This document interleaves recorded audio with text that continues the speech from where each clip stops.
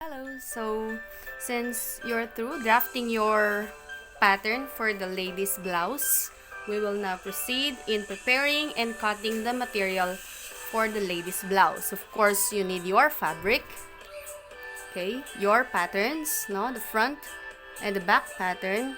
You also need your collar pattern and your sleeve pattern. Of course, you need the tools like your pins and your pin cushion, and of course your tape measure.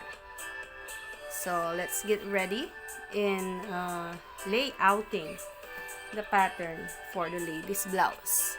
And since when you prepared your fabric, you have pre-shrink the fabric within 30 to 60 minutes.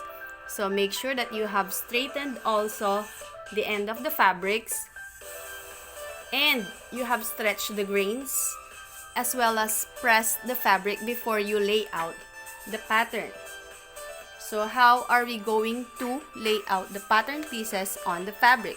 Of course, you need to identify the selvage part of the fabric. So this side is the selvage part.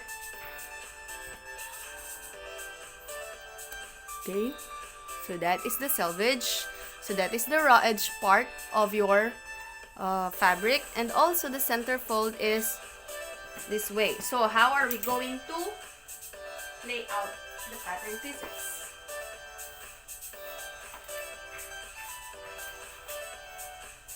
Okay, so you have to consider the allowances. So your back pattern can be laid outed here at the center fold part.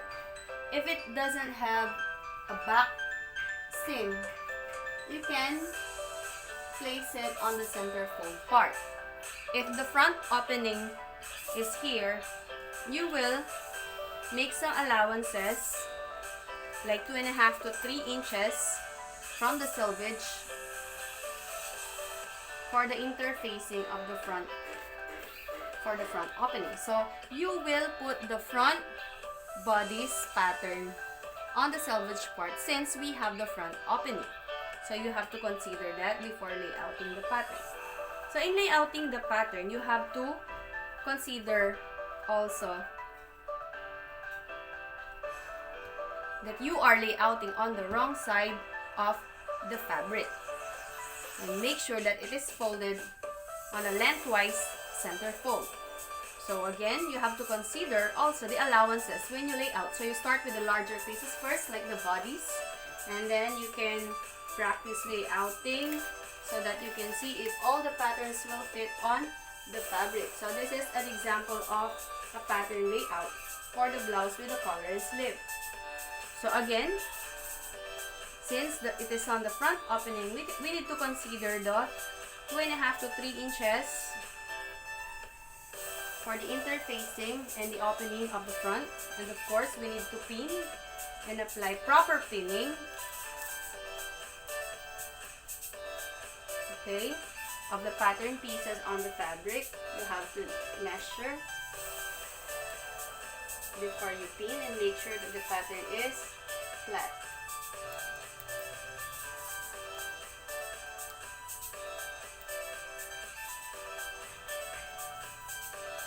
Okay, so you can also make use of weights so that you will not have the difficulty in layouting.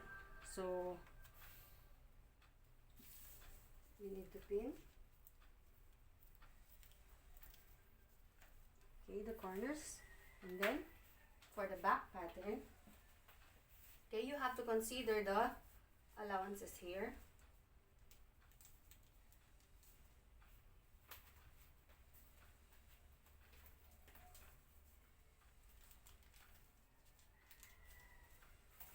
So what are the allowances?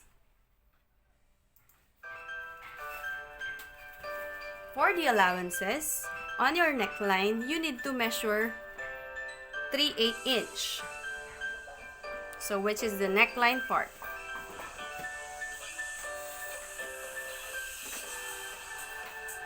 So you will measure 3/8 inch on the neckline part, and then 1/2 inch on your armhole, 1/2 inch on your shoulder, 1 inch on your side, and 1 and 1/2 inch on the hemline part. Okay, so for the collar, you need to measure 3/8 inch around the collar. And for the sleeve, for the side, you need 3/4 inch. You need 1/2 inch on the armhole, part of the sleeve. And of course, we do have our 1 and 1/4 inch allowance on the hem of the sleeve. So make sure it is properly layouted. Anyway, you will not cut your fabric. So you will just practice layouting the pattern on the fabric.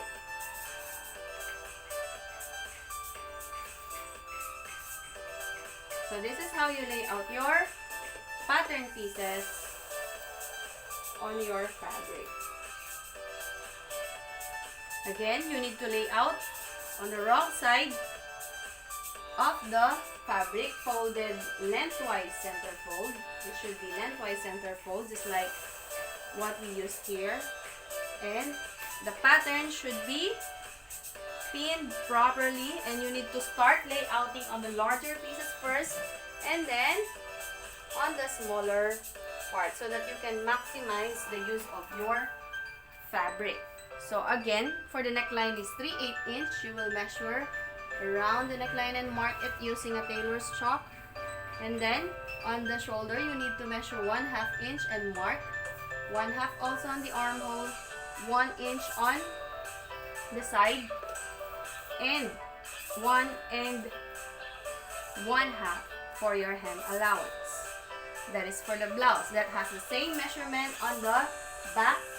So on the neck is 3/8, 1/2 on the shoulder, 1/2 on the armhole, 1 inch at the side, and 1 and 1/2 at the hem. So 3/8 around the collar pattern, and then 1/2. Okay.